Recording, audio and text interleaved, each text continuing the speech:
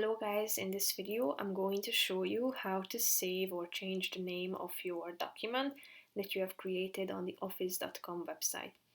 But first I just want to mention, don't forget to subscribe to my channel because at 10,000 subscribers I am going to show you my whole YouTube revenue statistics and growth strategy, how to make money online. Now let's jump into it. First of all, open the document on your device.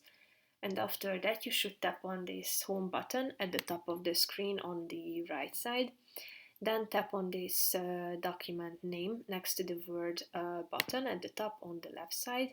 And here you can find the current name of your Word document that you can change by tapping on this box, delete it and just type in the new name of your document.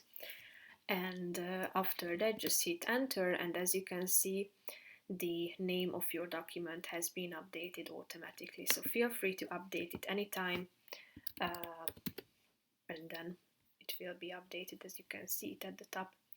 So that's pretty much it for this video guys. See you in the next one. Bye bye.